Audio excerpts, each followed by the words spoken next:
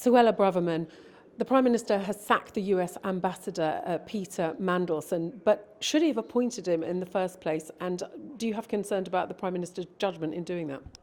Absolutely. This is more chaos from the Prime Minister, and it's a farce, frankly.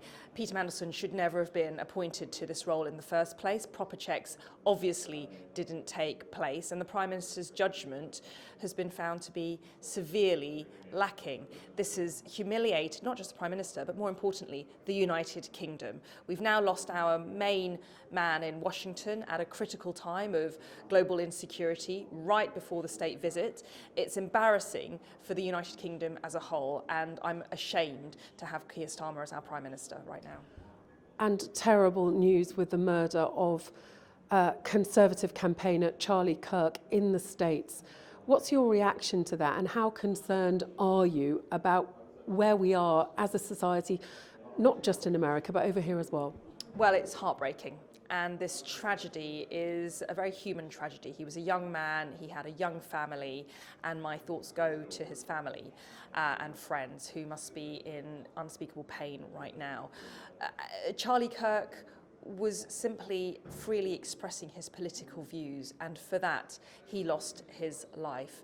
What does that say about the state of American society, British society, Western society, when violence has come to dominate our political discourse? We can't go on like this, and I hope this is a moment for everybody to take stock and think about how the society is moving.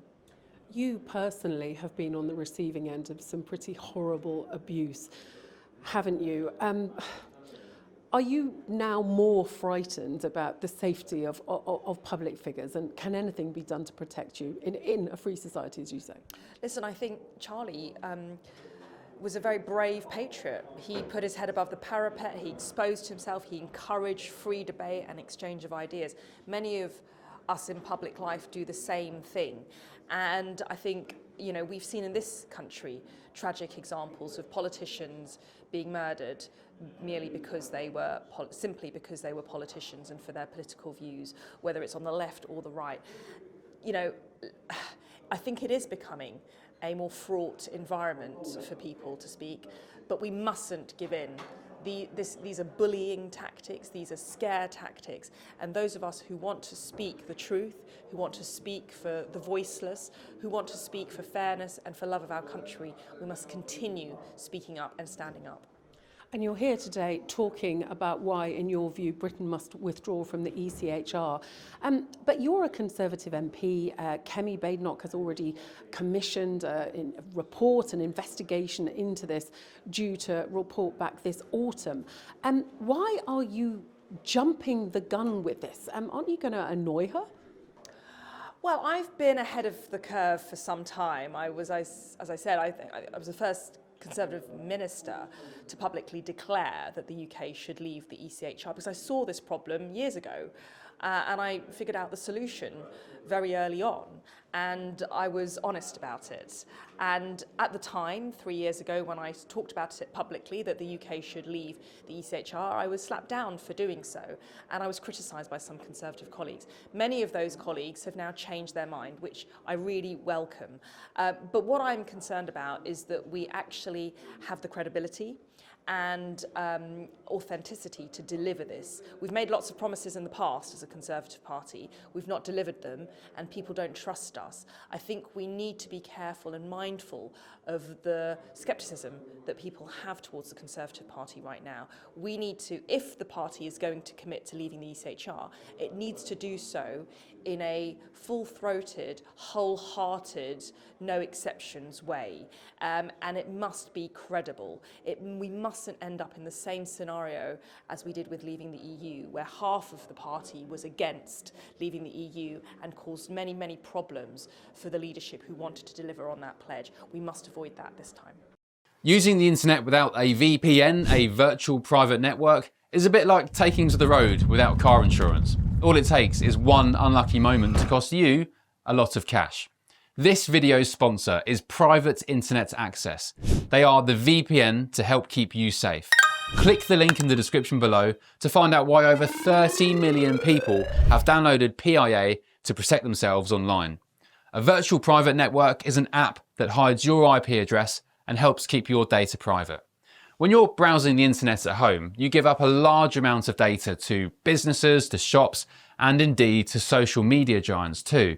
Hackers have the ability to steal your personal data with ease, including sensitive information such as passwords, keystrokes, and even your personal photos. Private internet access helps protect your personal data by encrypting your internet connection to keep your data out of the hands of cyber criminals. And it's not just hackers either to be concerned about. Information can be censored too. When Canada passed their C18 bill, social media giants decided to ban news content on their platforms. But PIA can protect your ability to consume the news and content you love. Private internet access is available for Windows users, Mac OS, Android, Linux, iOS, and you can use one PIA subscription to protect an unlimited amount of devices. And we've got a huge GB News discount for you too. Click the link in this video's description and you'll get a massive 83% off PIA. That's under £2 a month, the price of a coffee, and you'll get an extra 4 months completely free on top. Also, there's a 30-day money-back guarantee too. Visit piavpn.com/GB News to start protecting yourself digitally today.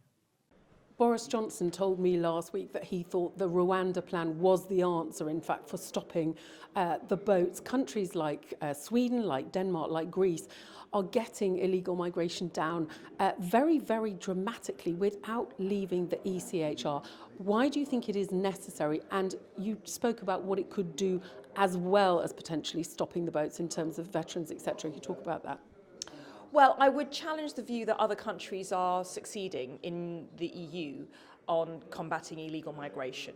The only real countries that have succeeded in combating their illegal migration problem is the US, following Donald Trump becoming president last year, Australia about 10 years ago with their sovereign borders approach on their maritime migration problem, and Greece to a degree. I visited Greece. Greece has had some success, and they are obviously signatories to the ECHR.